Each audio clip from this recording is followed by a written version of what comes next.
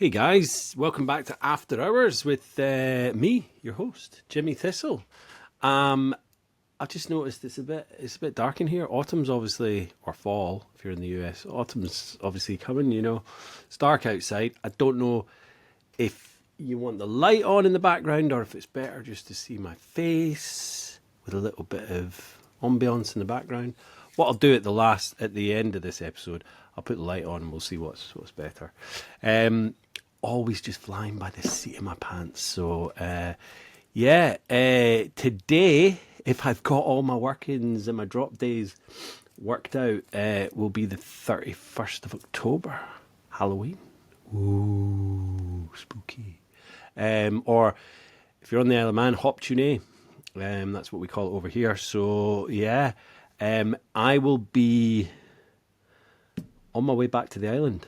As this drops, I will have been in Marrakesh in Morocco for this Folklore Days dance music festival. We leave on Monday.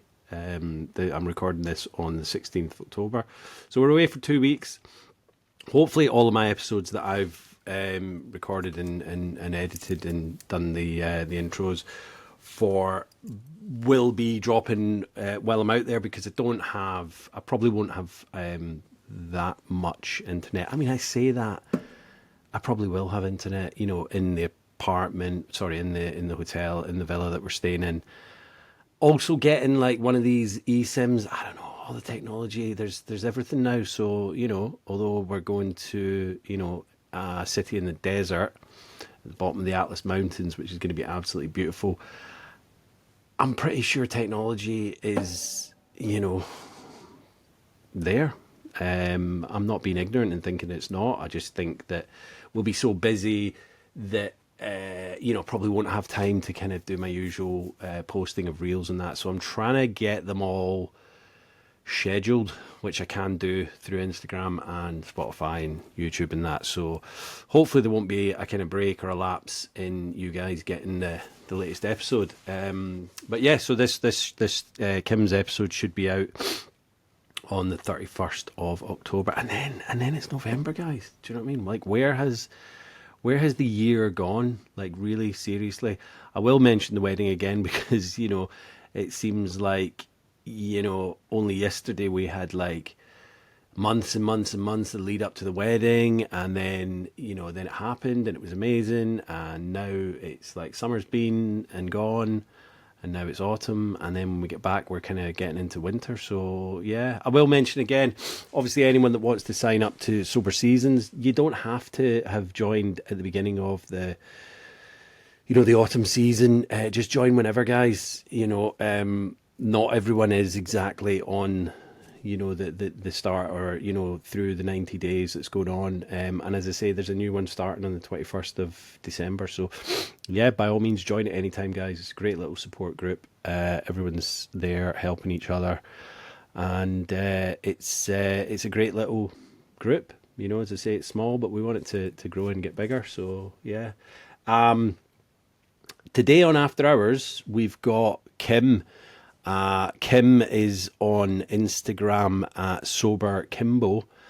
She's got an amazing little page. She's from Canada, another Canadian. I think it must be like 6, maybe 7. I don't know. Probably only 5. I don't know. We've had a lot of Canadians on, and we love them. Friends of the podcast, indeed. Kim, Kim is just, I think, 2-3 weeks ago, maybe a month, she got her year. So she's doing amazing. Kim, first time she got drunk, she got blackout drunk, and that didn't scare her off, but actually you'll hear in the episode that it transpired maybe in her early 20s that she and her sister actually allergic to alcohol, and they don't have to drink a lot before they get into kind of a blackout state. Her sister kind of anticipated that, and maybe I can't remember if she said, I don't know if she said that she's actually sober. I think she's just manages it well. Like she has maybe like one or two drinks, so she knows where her limits are. Kim, unfortunately, didn't ever really learn that and just kind of, went hell for leather. So much so that when she went to college, university at 18, first weekend at college, her mum took her through to kind of move her in, and she went out with some new kind of roommates or whatever, people from her course, and got in such a state, which was normal for her, but her kind of new friends and kind of peers thought that she'd been spiked, and she was just kind of brushed it off and went, nah, that's just kind of how it is. Which, you'd think all of us, excuse me, would think, yeah, it's time to kind of knock that on the head. But it's almost like she knew this would happen, but would still do it anyway and get herself into some, crazy situations, like when she went to Europe, which sounded just like a bit of a car crash, and really, really put herself in a vulnerable position there, but was still kind of just like, crack on, carry on. So yeah, it's her drinking really got, picked up and got really bad after a really bad breakup, where she was living with, they got a condo with her boyfriend, and he just decided one day when she was heading back to her parents for a little vacation, like, holiday, yeah, I don't, there's no point in you coming back. We're breaking up. We're done. Like, fucking brutal. But obviously that sent her off in a spiral. And then she just kind of, from there, started really noticing or started using it as a coping mechanism. And that she kind of knew that. But for someone that's kind of using it as a coping mechanism, but also is allergic to it and gets blackout pretty much every time you drink, is just a recipe for disaster. So great conversation. Thank you so much, Kim, for coming on. But yeah, guys, sit back. I mean, I saw so many similarities. Obviously Kim's quite a bit younger than me. Not that that makes a difference. It doesn't discriminate addiction, and I just think everyone needs to listen to Kim's story, and as I always say, listen for the similarities, because I saw so many in my kind of habits in my life as well. So yeah, listen. Take care with listening. Kim does kind of go through the ringer, but yeah, she comes out the other side, and she's a great lady. So yeah, sit back, and here comes Kim. Thanks, guys.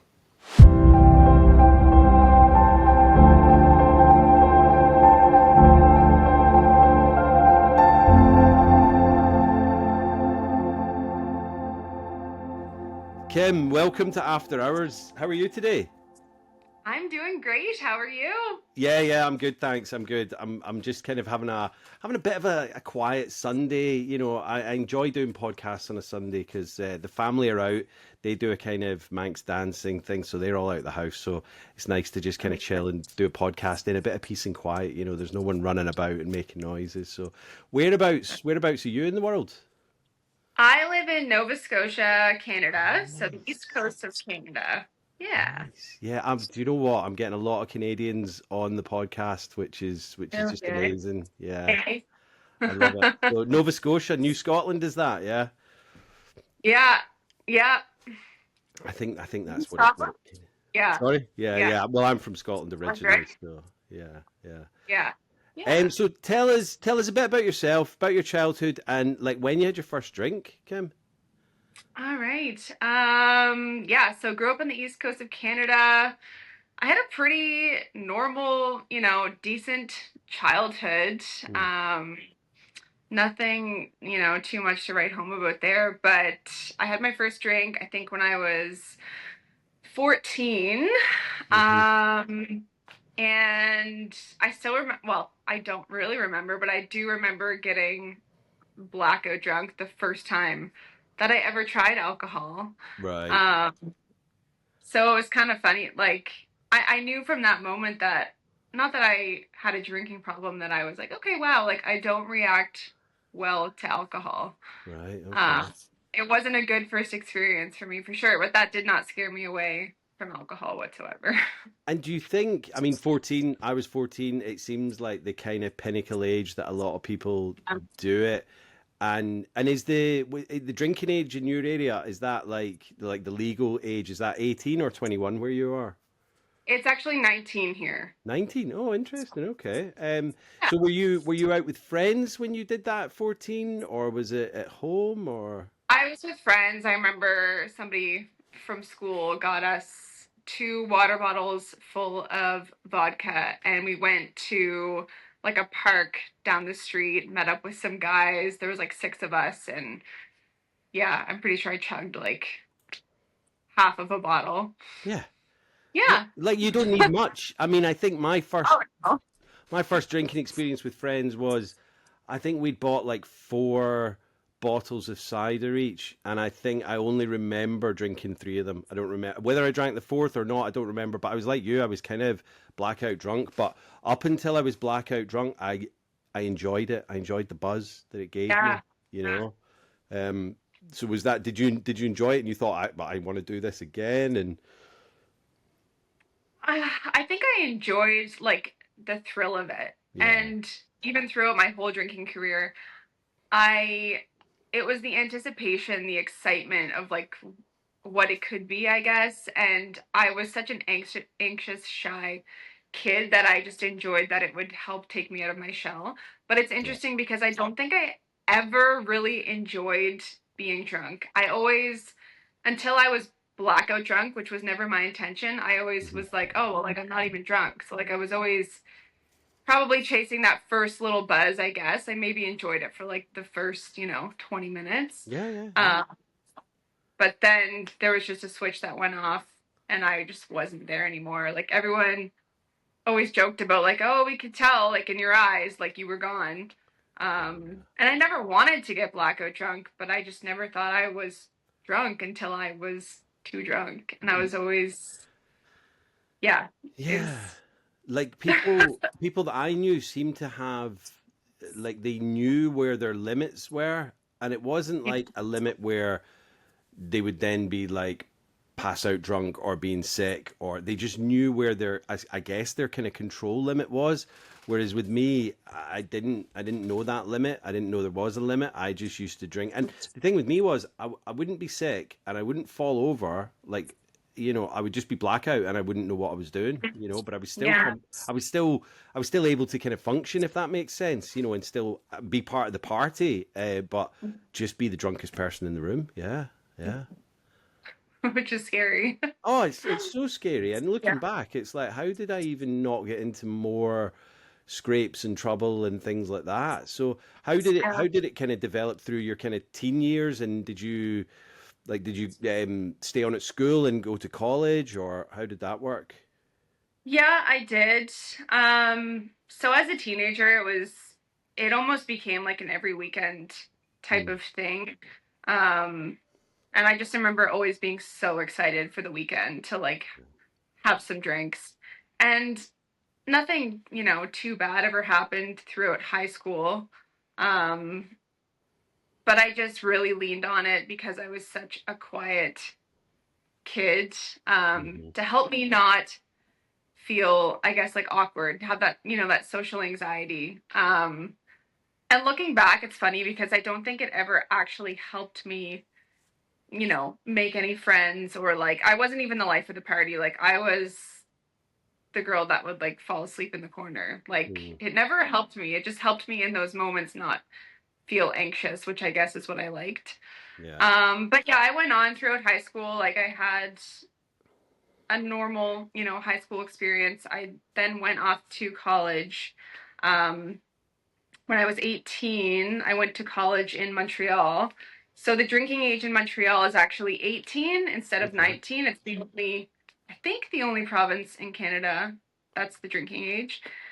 So at the time, I was like, this is amazing. Like, I can go out to bars and stuff, and all my friends back home, like, they can't go out yet.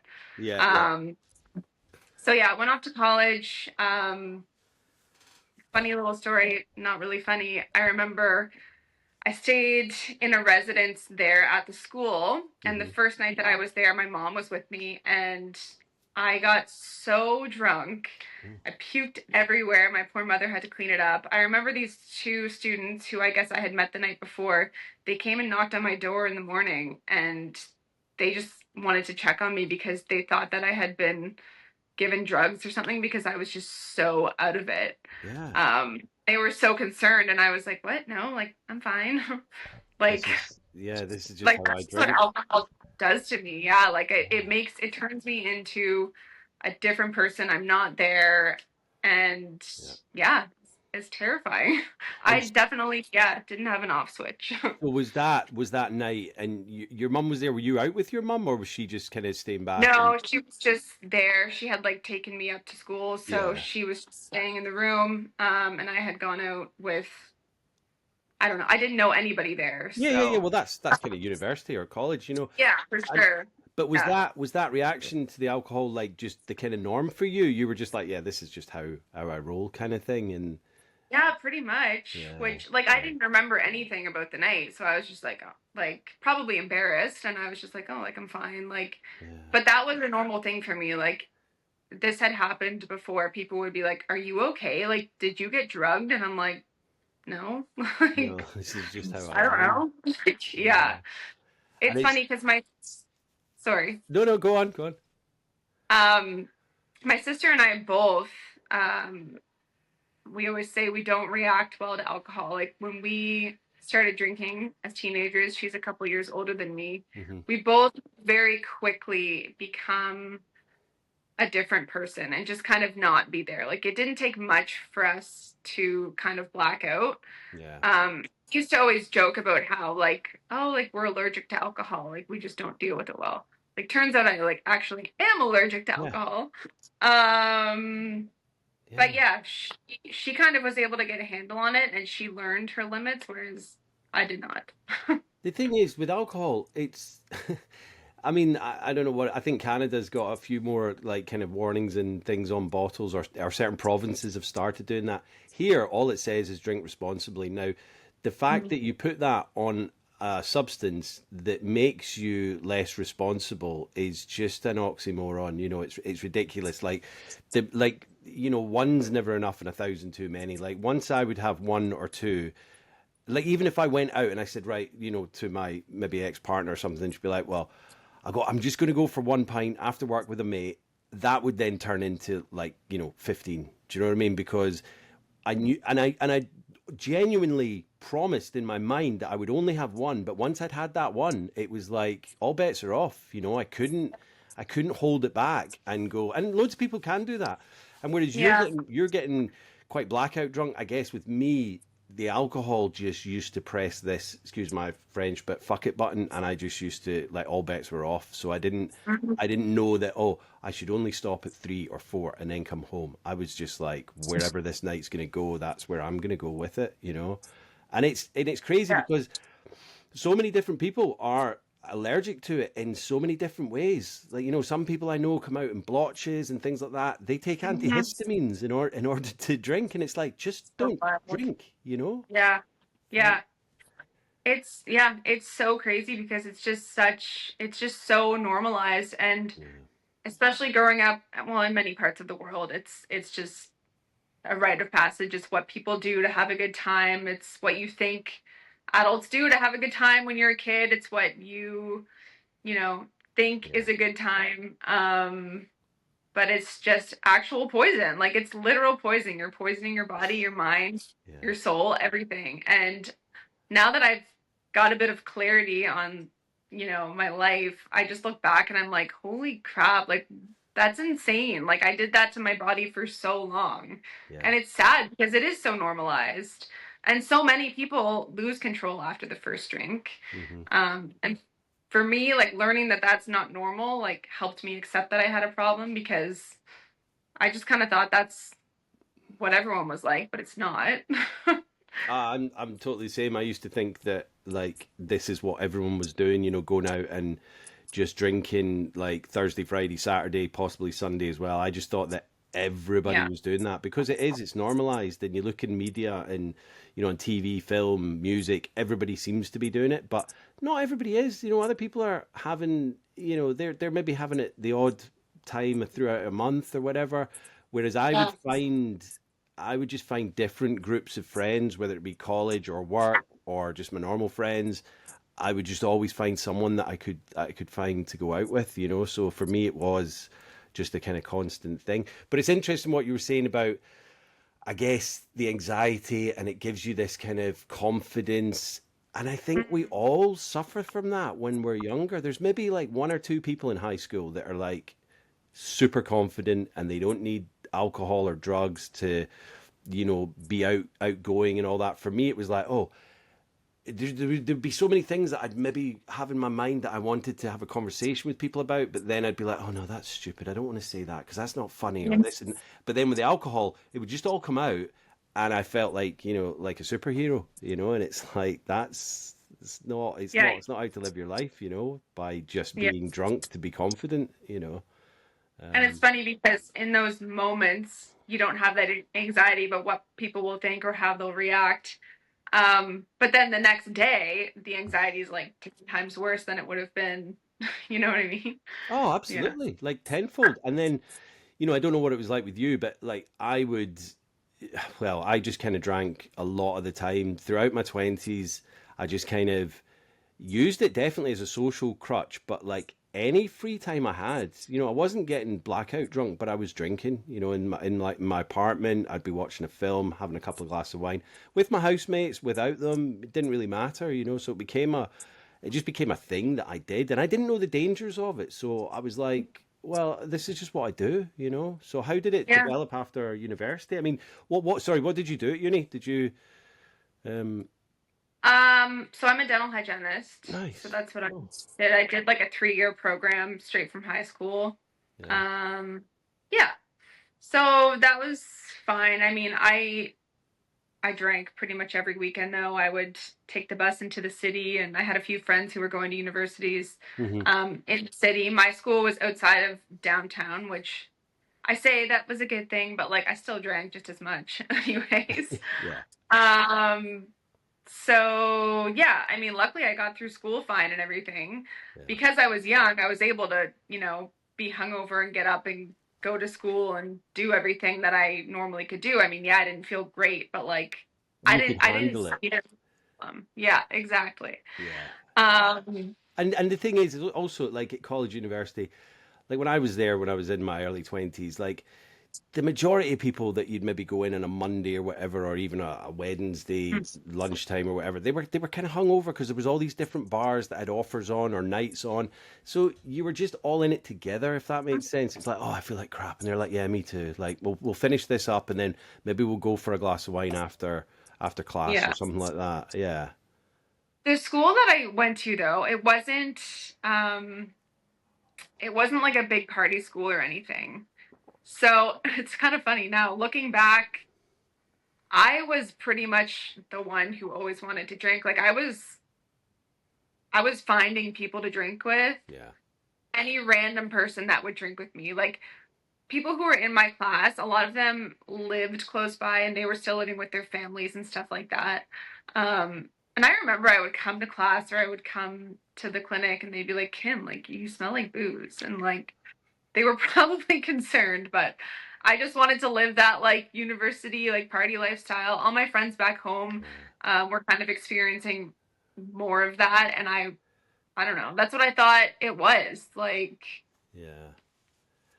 I mean, I wonder if it's because you're in a maybe like, like a medicinal kind of study course. I mean, I don't know because I know a lot of doctors that were doing all sorts and not just alcohol. They were on drugs as well. But like, I Yeah. suppose I suppose when they actually had to start practicing on actual patients, then they would kind of rein it in a little bit. But I don't know. I mean, it's maybe just the course you were on. Maybe people were a bit more responsible, if that makes sense. I don't know. I'm not saying that you weren't responsible, but do you know what I mean? It's like coming in a bit smelling of alcohol. It's like, oh, yeah, Yeah, yeah. But you're at unis. definitely. You're at Yeah, college. It doesn't really matter then, did it? exactly. I just thought that's what you do, right? Like Yeah. Yeah. That's what Um, you've that's what society has said to you. Listen, this is what you do at college, university. These are your wild years. Go and do them. That's what we're told. Do you know what I mean? And it's like, but not everyone oh, is kind of following those practices. Yeah. Sorry. you froze. Oh, I went off a bit there. Yeah, sorry. I don't know. My connection seems to be a bit crap tonight, so maybe it's the weather. Yeah, I was just saying that, like, maybe, um, yeah, I suppose society tells us that, like, this is your wild years at university, so just go with it, and we follow suit. We do that. Yeah. Yeah. Throughout my college experience, like it was fine. Looking back, yes, I definitely had a problem, but I definitely didn't see that. It Hmm. wasn't until a couple of years after school, I went through my first like really bad breakup. Right. Um, I was living in a different province and had moved in, with my boyfriend at the time. We had a condo together. And then I came home, flew home for the weekend to visit my family with just a backpack, a few clothes. And he kind of said, like, don't come back here. You're more than welcome to come back, but you can't live here anymore. Like, I'm not in love with you anymore. And I was like 22 at the time, Yeah. um, which completely rocked my whole world, right? Yeah. Because I had a job there, my whole life was there, and I ended up staying at my parents'. They're like, there's no reason for you to go back there, so just don't go back. And I'll never forget when I had that return flight and I didn't go back, and my life was just in shambles. And that's really when I started drinking to cope. Hmm. And that's really Hmm. what became a problem. Um, and at the time, I remember thinking, well, like, I'm going to stay drunk for a week straight. Like, what else is there to do? Like, and I truly thought in my mind that that is how it would help me get through this, which Yeah. obviously made everything 10 times worse. Of course. But that's like really when it kind of became an issue because then I started using alcohol to cope with a lot of things in life. Right. Yeah, it wasn't great.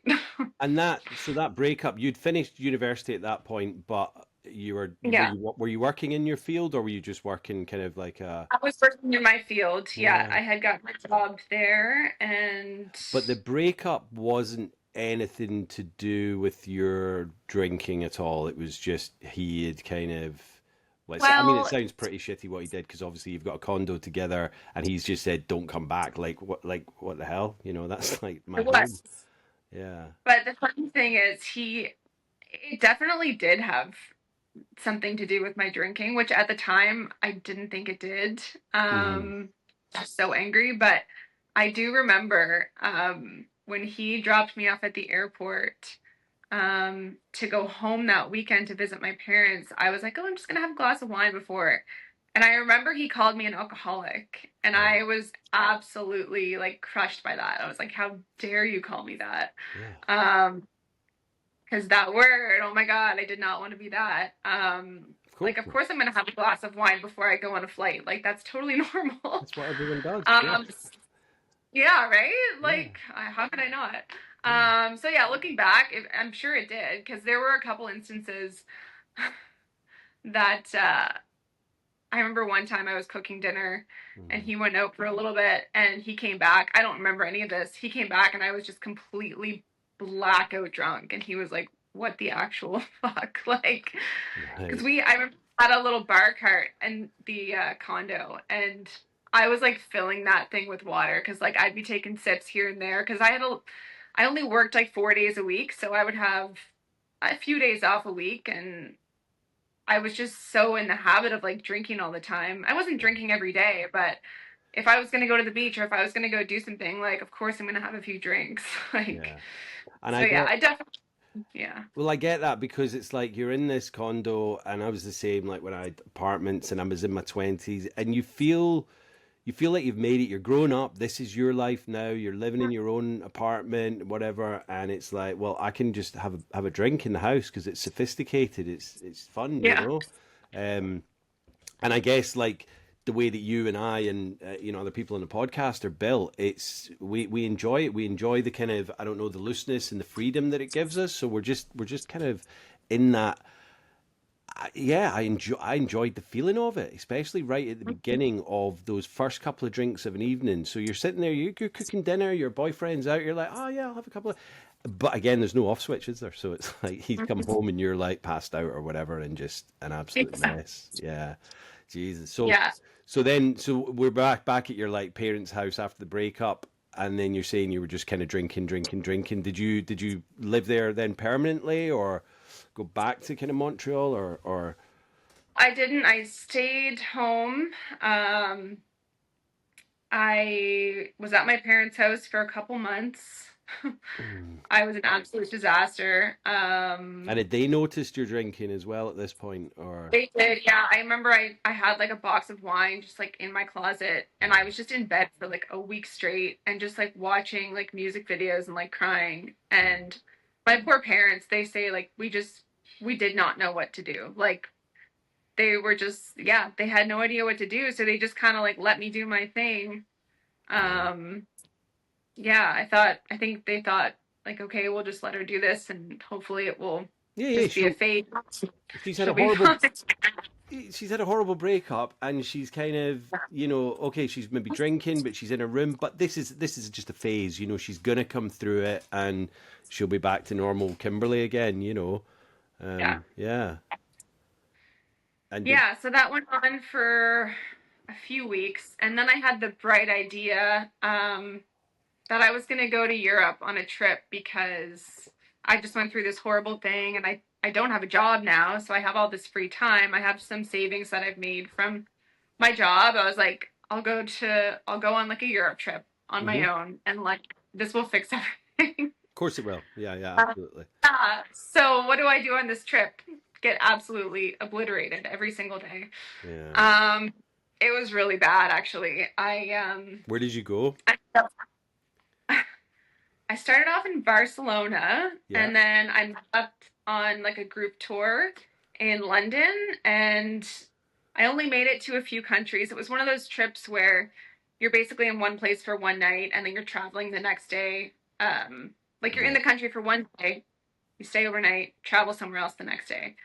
I was supposed to be away for like 3.5 weeks, and I ended up coming home like a week and a half in Yeah. because I was such a mess. Like I was so anxious. I just couldn't function. I was getting way too drunk. Um, in one of my drunken states, I was like, I want to go home. So I took a cab. I was in like Munich, took a cab to the airport. I had lost my phone. I lost my phone a couple days into the trip. Yeah. And so I was like, well, this isn't good. I need a phone for the trip. So I was in Berlin and I went and bought a new phone. And then I lost the new phone that night. Oh my God. I lost two phones on the trip. And then I took a cab to the airport. I was in the airport for like 2 days. I didn't have a phone. It was an absolute disaster. And so I came home, and of course, my parents were even more worried about me. I mean, And then, I guess they were just glad to have you home, because Europe is, you got all these different cultures, and like the safeguarding issue of that as well, because you're what, 22, 23 at this point, never yeah, really been that, kind of traveling on your own, plus you're drinking, so it's that whole danger aspect as well. So thank God you did kind of get home safe and sound, regardless of the phones that you lost, because it's yeah. so dangerous when you're I, putting yourself in that vulnerable position. Yeah. yeah. And I remember I just had like, I had to go through Iceland to get home, and I was in the airport in Iceland, and I just had like a pint of vodka with me, and then on the way home, I got upgraded to business class hmm just by chance. So there was free drinks. So when I landed, I was I don't remember coming, like I don't remember landing at all. Like my parents picked me up, and I remember I got my IDs mailed to me in like a government letter like 2 weeks later because I must have like dropped them on the ground in the airport. Like it was Wow. just a disaster. Yeah. Like I'm lucky that I made it home, yeah, in one piece from that trip for sure. Yeah. And can I ask, did you kind of learn your lesson from drinking on that trip? No, No. absolutely not. It's like so much worse. Yeah, yeah. I Yeah, it was bad. I still just kind of blamed it all on the situation that I was in. Yeah. Well, if I didn't go through this breakup, I wouldn't be drinking like this Of type of course, thing, right? we never take the kind of ownership of ourselves. We don't blame the alcohol. We blame our situations, which, you know, I'm not saying that the breakup was fully to do with that, but like there's a lot of other things that are kind of stemming. Like you would have probably had an amazing trip had you not been drinking. Let's put that out Mm. there, you know, Yeah. and it, but we don't want to blame the alcohol. We just want to go, no, it's everything else. It's everyone else. I'm fine. And so, Yes. so yeah, how did it transpire after that? Um, Like, I did was you start working right near your parents, or did you then? Yeah, so I was living at home still for a little while. I did Right. end up getting a job in my field like pretty early on in the new year, I think. Mm-hmm. And I moved out. I moved into the city. My parents live like outside of the city. Moved in with a friend. Was trying to get my life back on track. Um, but I was still drinking. I started drinking. Well, I was already drinking alone, but Mm. I was drinking alone on the weekends. Um, I I remember I was supposed to go on a date one night, Mm. and this guy had bailed on me, and I was upset. And my roommate, who was my best friend growing up, um, our relationship kind of fell apart. Probably a lot to do with my drinking, but it was never really talked about. Mm-hmm. So I was really upset one night. I had already drank like a bottle of wine, and I decided that I wanted to go to my parents' place because I didn't want to be there anymore. So I drove to my parents' place. Um, and I got a DUI. So that was great. Oh God. Yeah. So, I mean, I'm very grateful that it wasn't worse than it was. Yeah. Even still, that was not a wake up call for me. Like, I didn't stop drinking. You know, I lost my license for a year, and I remember thinking, okay, well, like tons of people get DUIs, like Yeah. no big deal. No big deal. Uh, Your life hasn't ended. You know, you can move on and get on with it. Yeah. It was a silly thing, but let's move on. Yeah. yeah, like of course I'll never do that again. Like learn my lesson, yeah. Yeah. Um, and I remember going through all of the, assessments and this and that, and just blaming again everything on that breakup. Like obviously I had a problem well before the breakup, but at the time it was all this person's fault, right? Yeah. Um, Anyway, life after that, went on. I ended up moving out of that place. I got my own place, um, which meant that I could drink by myself even more Yeah. and have nobody like, judging me. Um, yeah, it wasn't fantastic. I met my next boyfriend, and he loved to party. So at the time, I was like, "Oh, this is awesome." Mm-hmm. And then that kind of turned into, of course, a bad situation as well.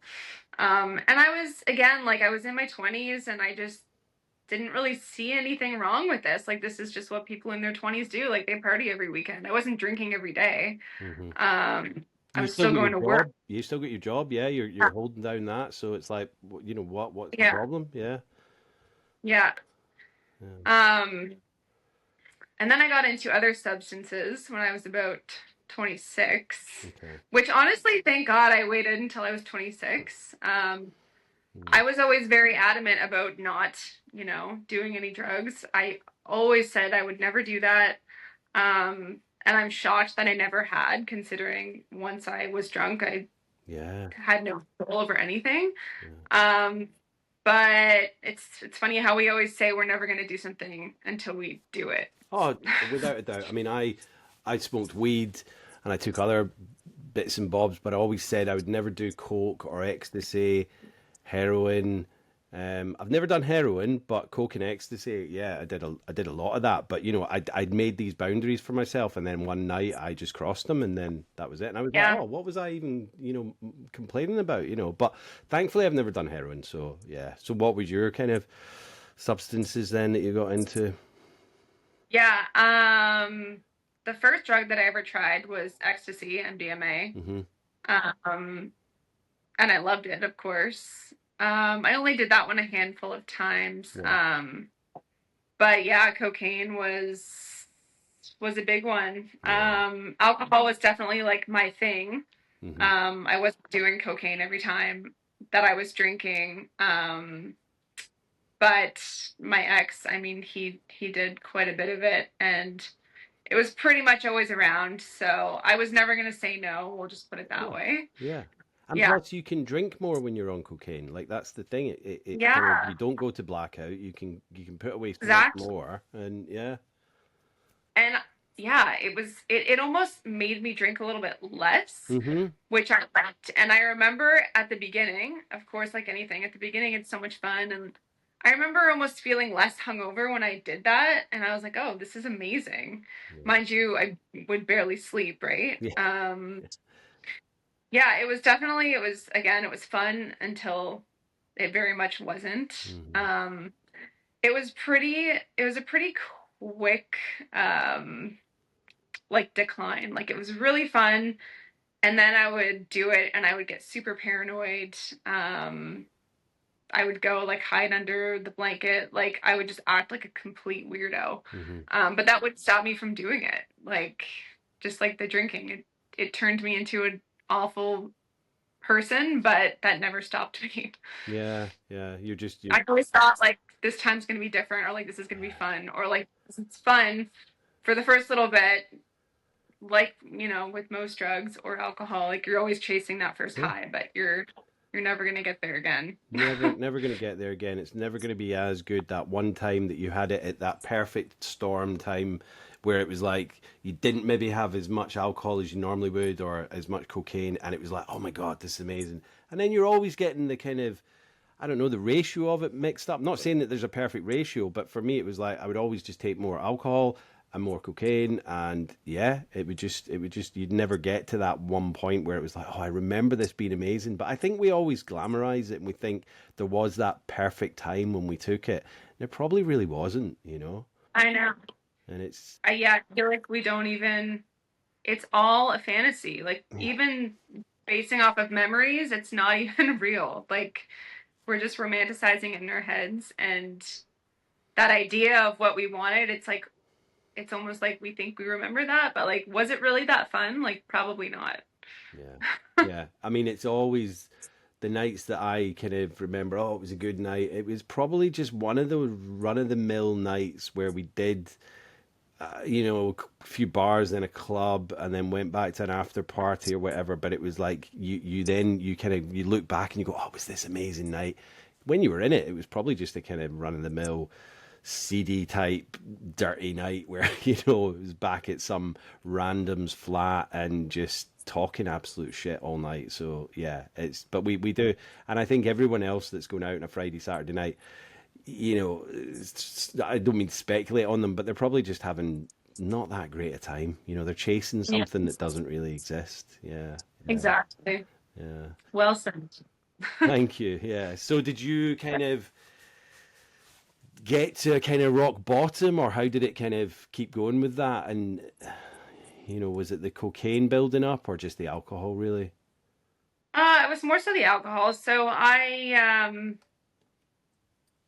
went through a lot, a lot more than that. No, yeah, yeah, yeah. Um, there was a few more, situations involving the police, which I probably won't go into super detail about. No, that's fair. But yeah, it got really bad, and I kept getting more and more reasons in my mind as to why my drinking was acceptable, or like Hmm. I needed to drink to cope with these things. Um, and now looking back, most of the or all of the situations that I was kind of drinking over, all stemmed from alcohol. Like all of those things that happened to me Mm-hmm. were situations I got myself into because of alcohol, because of partying, because of bad decisions that I made. Um, Mm-hmm. which was a crazy realization for me because I went on for so many years, like thinking like, oh my God, like if this happened to you, like you would be drinking too, or like if you had my life, like you would, you'd be doing this as well. But most of it was all avoidable. Um, yeah, so life was okay for a few years. I moved back in with my parents for a few Mm-hmm. years, which was good because, of course, they've always been worried about me. But anytime anyone ever tried to bring up my drinking, I'd be like, no, absolutely not. Do not, like, I'm fine. Yeah. Like, stop. Yeah. Denial, like, just don't want to talk about it. So yeah, living with them was good because I couldn't drink that often. Yeah.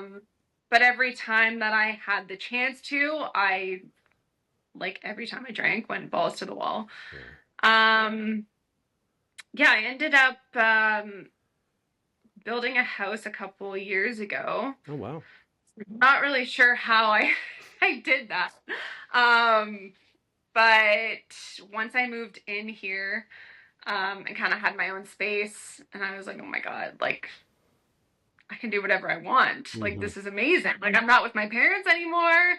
Um, and it started with like, oh, like I'll just get some takeout and like get a bottle of wine. Like, it's after work. I worked 12 hours. Like I deserve this. Yeah. Um, And and of you course it was, sorry, you've built your own house, so like you're successful. That's great to be able to do that something. And it's like yeah, so it you was deserve a bottle of wine with a takeout. Yeah. exactly. Yeah. But it was hard work. Yeah. Um, yeah, so I had a few bad nights for sure. Last summer was really when it all kind of dwindled. I actually quit drinking on my own 2 winters ago. I was like, okay, like I'm done. Hmm. I told my parents, I told a couple people, but I kind of knew in my heart, like I was like, I'll probably drink again, but like I'm just stopping for now. Um, so I quit for like 3 months. And it was easy. Like I didn't have a really hard time with it. But I didn't do AA or anything. I listened to a few podcasts. Hmm. And then summer rolled around and I decided that I was going to start dating. So of course you can't date without drinking. No, you don't Are you go for crazy? coffee, do you? You have to go for a wine. Yeah. Uh, you go for Yeah, go drinks. for drinks. And you have to have drinks before you go on the date. Yeah. Yeah, so I had a fun summer. It was fun at first. But my rock bottom, I actually didn't show up for work once. Um, and then kind of swept that under the rug, like got away with it, and everything was fine. And then a couple weeks later, it was a work night. It was a Friday night. I worked on the Saturday. Hmm. And I went out on a date and I was like, okay, I'm just gonna have one drink before the date. And I remember I got like a little pint of vodka. I don't know if it's like the little bottle, Yeah, like like a mix. I think, well, we call it's like a half bottle, so I think it's like half a liter. I think that's about the same as a pint. Yeah, I think there's like 2 pints in a liter, so yeah, about half pints, Okay. like the little square bottles. Yeah, Yeah. So just, yeah, a little mini bottle. I yeah. thought that was safe, right? Mm. But I didn't plan on drinking the whole thing. I remember I was like, okay, I'm gonna have one drink. And I remember thinking, okay, you know what? I might actually like throw this in the woods because I don't want to drink any more of it. I just want to have the one. Um, but then I was like, no, I'm not gonna do that because then I'm just gonna end up going and looking for it in the woods, and that's Mhm. just ridiculous. And you I'm might pretty sure I need it. drank. You might need it. So you might need it if you go to like, I don't know, halfway through the day. It might be like, oh, and then you go to the bathroom. You'll have a little swig. I know exactly what you mean. Your idea is to throw it away, but like you're like, why would I throw that away? It's mine. Yeah. Exactly. Yeah. Yeah, I'm pretty sure I drank the whole thing Oh. before he even picked me up. Um, I don't remember coming home. Uh, anyway, I didn't show up for work the next day. And my coworker came to my house and found a key to my house in my car, which was opened, and she came in and found me like drunk in my bed, drinks everywhere. She goes back to work, tells everybody in my office like what is going on. Yeah. Which, in that moment, I just wanted to die. Like, okay, like everybody knows now that I'm like fucked. Um, and a couple of close people to me knew that I kind of had an issue. Hmm. But not everybody knew. I've hid it very well. Um, It's also a I bit didn't think that was something either. irresponsible of her coming back and telling everyone rather than just like, I don't know if you've got HR or your direct boss. Do you know what I mean? Like, keep it. Like, Yeah. obviously, there's an issue here, so don't just spout it to everyone because that's not cool, you know? Well, yeah. At the time, I was really upset about that. Mm. I ended up. It was such a bad weekend. I kept drinking for 2 days straight. But my parents live pretty close to me. Hmm. Um, they were away for the weekend, but they got my aunt to come over and like stay at my house. And I remember I finally woke up because I had slept like all day. Um, and I came downstairs and I told her like, oh, like I have this like birthday dinner to go to. Like, oh yeah, like I'm fine, everything's good. Like, Hmm. and she was kind of like okay. So she left, and then of course, like I just drove to the liquor store and like got more booze because I was filled with anxiety because I thought I was going to lose my job, and I just wanted to keep drinking to not have to think about Yeah. what my life was. So this kind of went on for like 2 days. It was so bad. My parents came and they took my car keys, they took my wallet, they took everything because I just kept going to the liquor store. I was like taking an Uber. Like I took my bicycle at one point because they took everything, and I Wow. like crashed my bicycle into the woods. I crashed my bicycle over like a cliff. Like it Oh, was Jesus. so bad. My body was so bruised, and Yeah. anyway, Wow. yeah, a couple days later, my parents came over and they were just like, "What are you doing to yourself?" Like they always just said like, "Why do you keep doing this?" And I'm like, "I don't know why. Like I don't want to do this to myself." But, Hmm. you know, I really was just I could not accept that I was an alcoholic, that I had obviously I had a drinking problem, but I just didn't want to give up drinking, even though like look at where I was. Like my life was literally falling apart, but it's like the scariest last thing we want to do is commit to like giving it up. Yeah. And I don't know why, because all it's done is cause me problems my whole It, adult life. but it's that whole societal norm. Like, how can we imagine our lives without this thing? You know, it's especially for like Mm. you and me and others. It's like the thought of never being able to drink again is just unfathomable right at that point anyway. Like obviously now I'm like I know I'm never going to drink again, but it takes a long Yeah, time to get there. yeah, And yeah, I think even people that are like maybe don't even have a problem with alcohol, to say to them like you're never going to have a drink again, they'd be like, what are you talking about? That's ridiculous. But like, why yeah, is it so ridiculous? yeah, It doesn't bring anyone any joy or happiness, maybe like 10, yeah, 15 minutes of it. But yeah, yeah. it's Okay. bizarre. So, yeah. So after that weekend, I, of course, was just riddled with anxiety. Like I've never felt so awful in my life, and I've been in worse situations than this. Hmm. Um, but it just hit me. Like I remember I looked at my phone. I thought it was Monday. I looked at my phone and it was a Tuesday, Oh, and I was like, "What the actual fuck?" Like I don't even. I lost a whole day. Like I don't even know what transpired. yeah, Like it was the craziest feeling. I was just like, "Holy shit." yeah. Um, and honestly, I wasn't like, "Okay, I need to get sober." I just had everyone in my life worrying about me. I was probably going to lose my job. Like I knew I had to do something. And I'm very grateful that I have, family and coworkers who were supportive. Hmm. But I think at the time, like I really just was like, okay, I need to get all of these people off of my Yeah, back. yeah, yeah. And that's really, to be honest, the only reason why I I quit, like why I was like willing to quit. I don't know. Like I went to AA, Hmm. which honestly like saved my life. And Yeah. I never ever ever considered going to AA. Um, and I know like they talk about like you're not supposed to promote it, but like I am all fucking for talking about it because Absolutely. I knew nothing about AA for my entire life. All I knew was what you see in the movies, and like you just think like I'm never gonna be an Alcoholics Anonymous. Like what? No, like I never even gave it a second thought. Yeah. Um, but it changed my life and it helped keep me accountable. It gave me a community. I'll never forget like going into that first meeting and just hearing people say things out loud that I had been thinking for so many years, and I was like, holy shit, like These are my I'm people. I'm it literally, Yeah. yeah. Yeah. Yeah. Yeah. I know So what you that mean. I mean, yeah. for me, I went to NA. I mean, like as I say, drugs were not a huge Yeah. problem for me, but alcohol's a drug, so they welcomed me.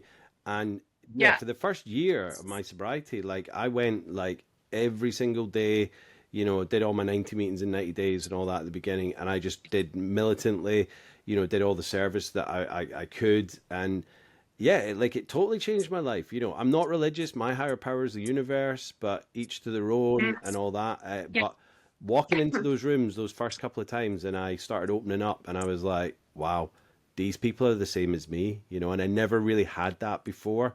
But like you, Yeah. my previous experience was like what you see in the movies, like a couple of crusty old men sitting around a table or a circle going, my name's so and so, and I'm an alcoholic. And I just thought, and don't get me wrong, I've been to a few meetings where that's exactly it, and it didn't do me any good. But I found my tribe in one of the meetings that I went to Yeah. here, and I was just Yeah. like, yeah, this is for me.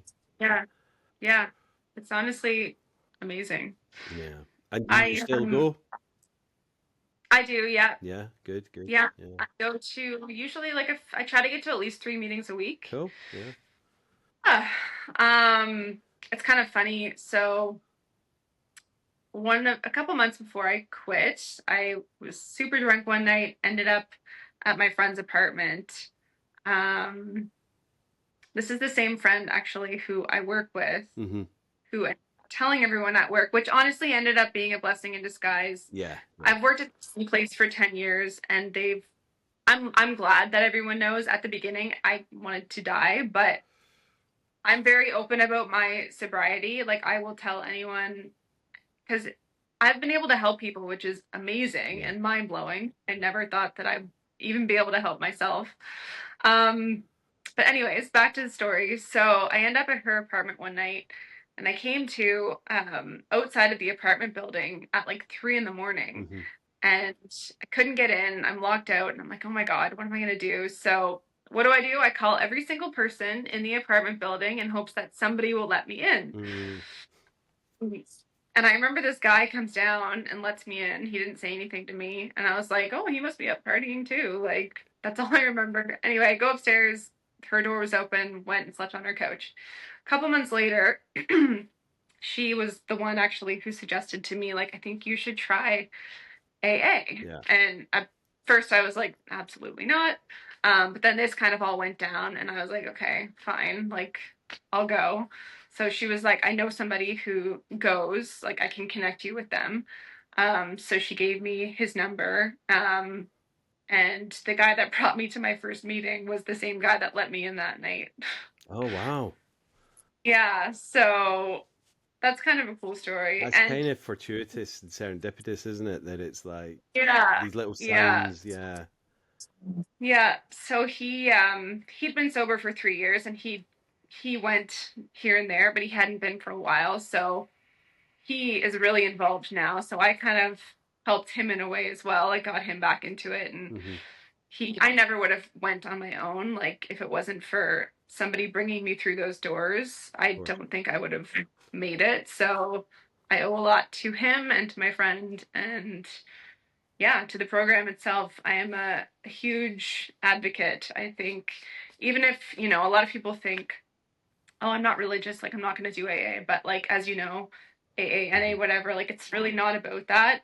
No. And even if you don't even believe in anything, like just like having those people around you who understand, having a sense of community, like it just makes all the difference. Like they say, connection is the opposite of addiction, and it's so true. So true, because It's been, yeah, what the addiction wants to do is, it's like, it wants us on our own. It wants us, like, whoever started out it being a social thing, all the people that I speak to, when it gets to the end, it's we're on our own with the alcohol, and we're pushing people away because it doesn't want us to have these connections. It just wants us in a room, blinds shut and all that, and just finishing ourselves off with the booze, and it's horrible. And yeah, yeah, like you, I mean, I did everything. I did NA, AA, CA, Smart. I was doing online meetings as well, and I've picked and choose from each type of kind of group and therapy and all that, and it's because everyone's individual. So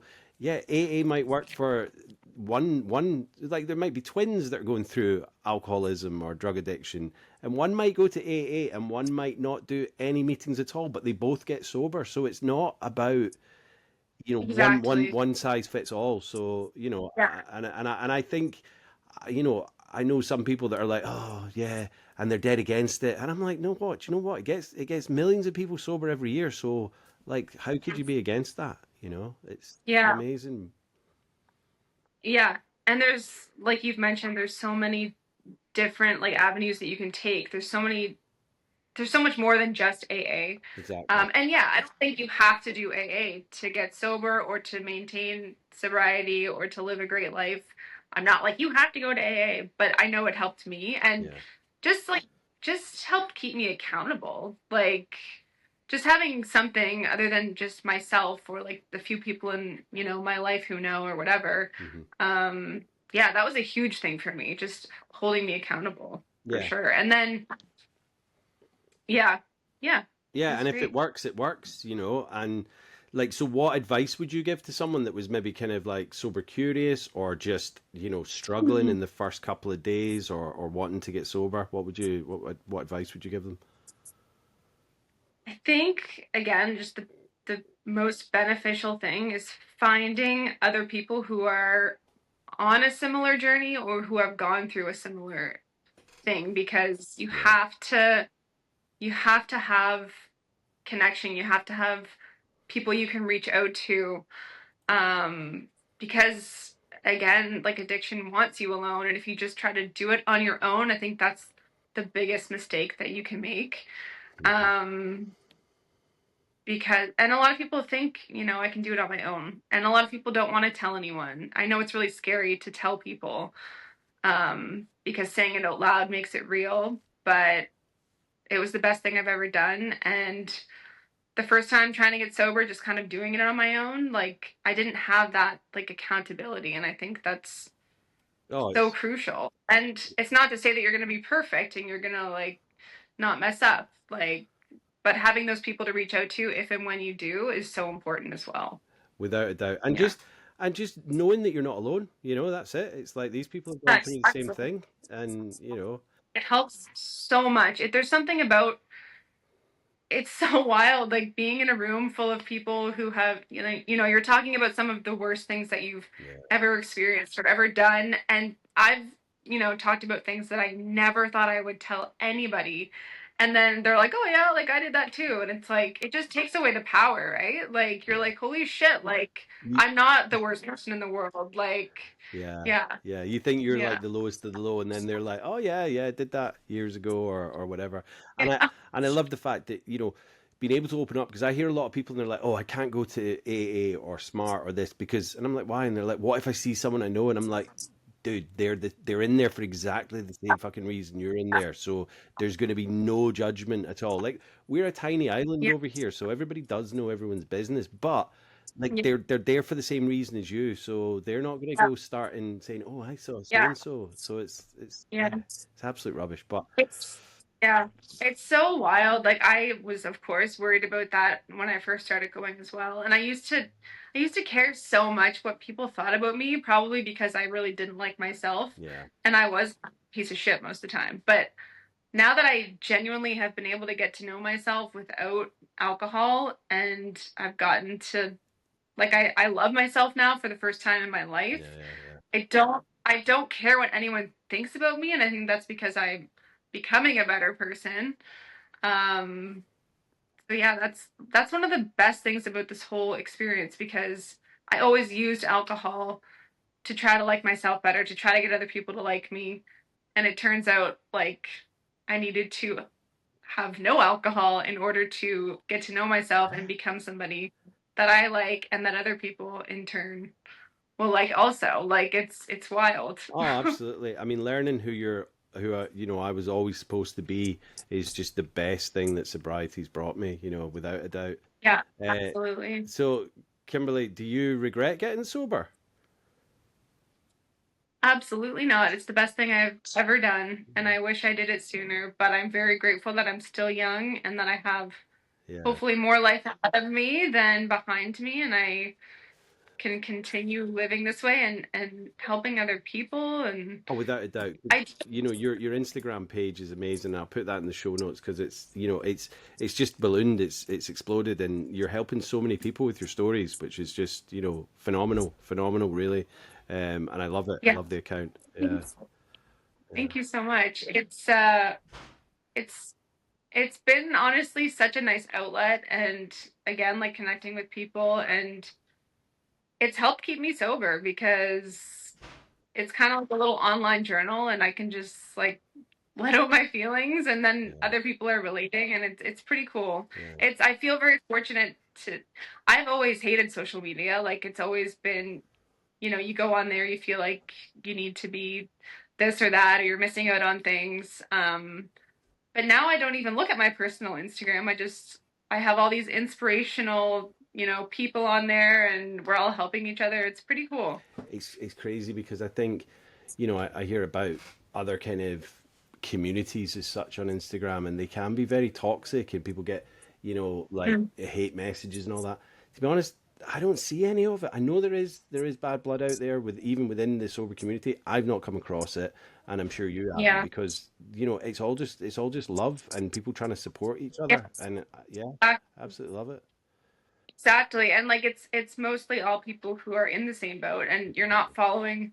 I mean, I went through phases where I'd like follow sober accounts, and then I'd unfollow them because I'm like, I don't want to see that. Yeah, yeah, But most people who are looking at that stuff are, in the same kind of mindset. exactly. Um, and of course, like I don't ever want to seem like I'm like pushing sobriety on anybody, or like looking down on people who drink and party and whatever. Like, to each their own. Like, this is what works for me.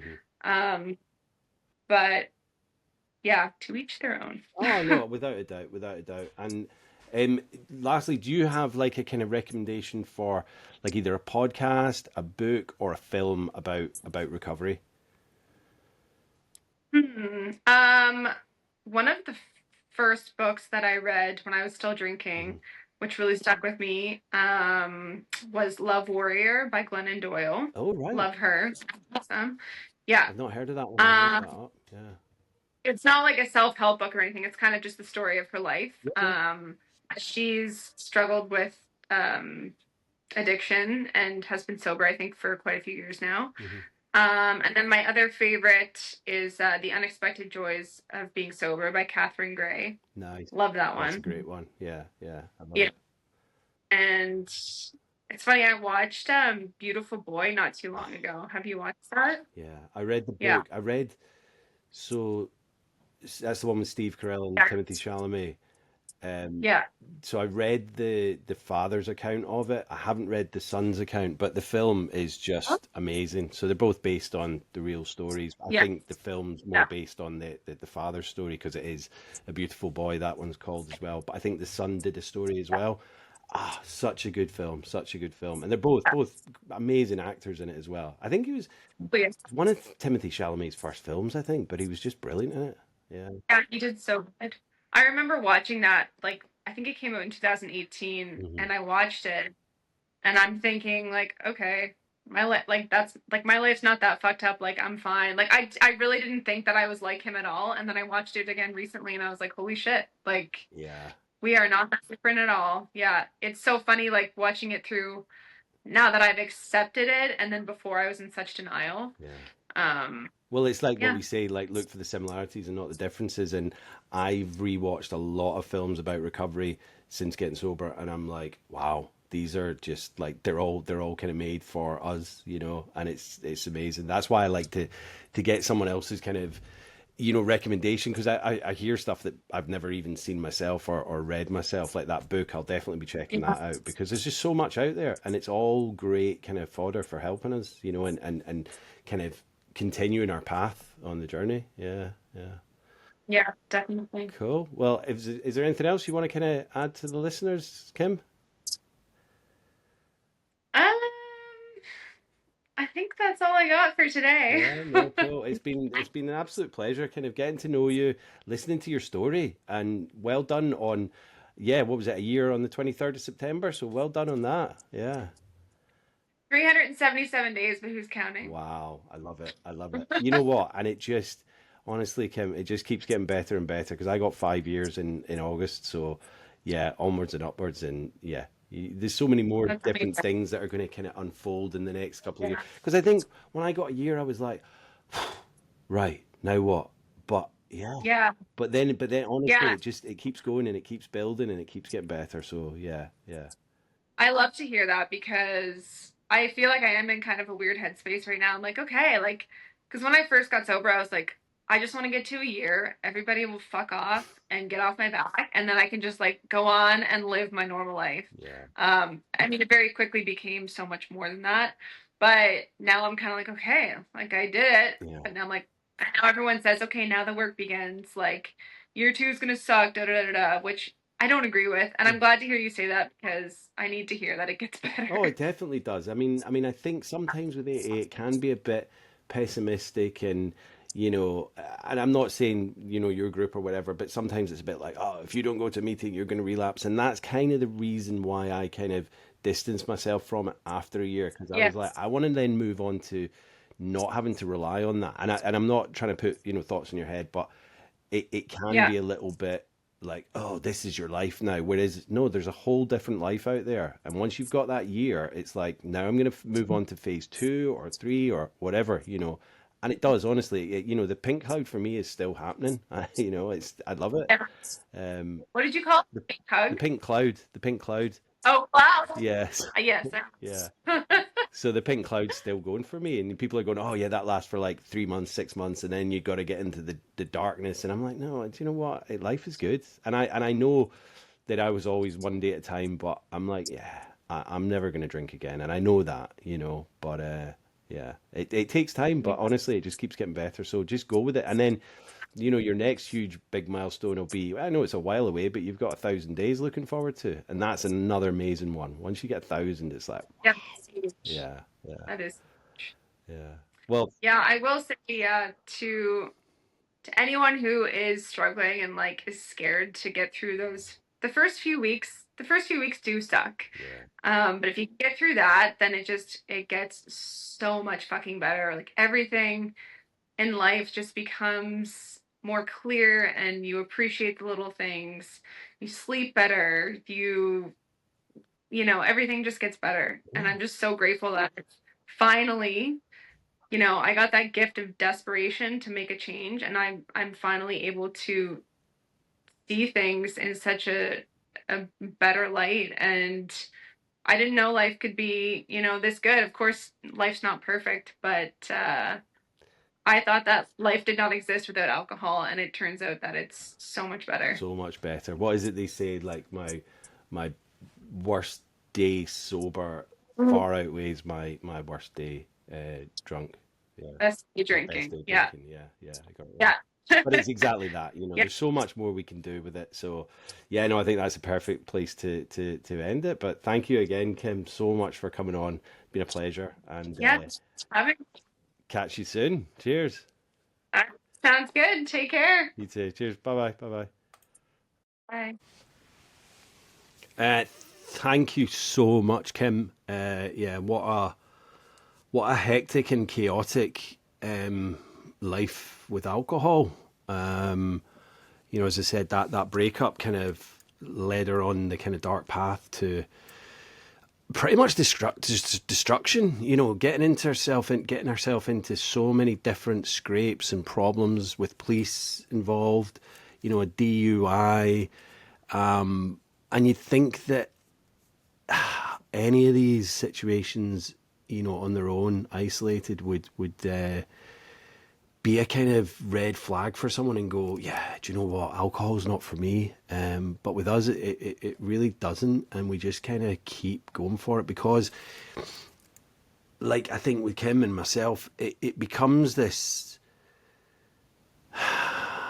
well, as I say, medicine, but also becomes this, like, life affirming kind of need that everything else can go to hell. And as long as we've got that, as long as we know where the next one's coming from, or if we've got it in and we can just do that, we can switch off to the world and nothing else matters. And that's kind of where, you know, Kim was, and I certainly was. And it's just a dangerous, dangerous place because that's the only thing that we think is gonna save us from ourselves or the world, but actually it's the one thing that's causing all the issues, you know. And you know, with Kim even getting the DUI, it still didn't stop there.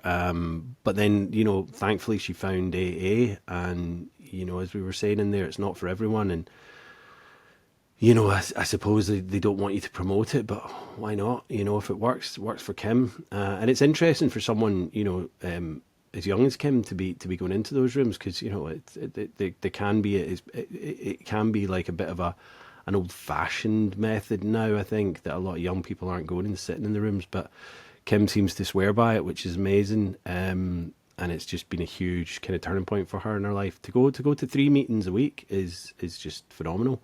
So yeah, thank you so much, Kim, for coming on, sharing your story, and you know, helping others with what you're doing as well on your page. So please go and check her out at Sober Kimbo. I've put all of her, you know, the books, Love Warrior by Glennon Doyle, Unexpected Joy of Being Sober by Catherine Gray. I've also put the book by David Sheff, Beautiful Boy, and the film Beautiful Boy with Timothée Chalamet and Steve Carell. So yeah, all amazing kind of books and films there for you to kind of get involved in. Yeah, I hope I had a good time in Morocco. I'm sure I did. I'm sure I'll be back home and safe. And we'll be on. I think this will be like episode 49. So one more and then a break.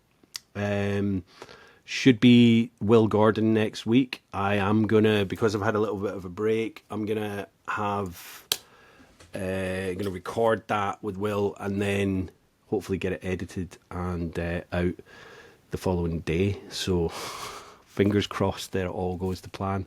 But yeah, I'm hoping there won't be a break in it. But then we'll have a little break until January. So well, obviously with the New Year's Day special with Jen and myself. So I'm hoping that, you know, people won't forget about the pod while I'm having a little break. But also that it gives people a chance to catch up, you know, because it's weird. I see, like, Joe, really good best mate of mine, Joe Hartley, at episode 1, who did the first episode with me. Hers is still top of the charts. So I don't know whether people are listening to that and then kind of not listening to the rest, because it is a good episode. I don't know, the sound's a bit off, and you know, there's no little jingles in it and anything like that. But you know, she seems to be smashing it at the top of the charts. But I think, you know, with me, when I get into a podcast, I have to listen to them all. You know, I just kind of smash through them.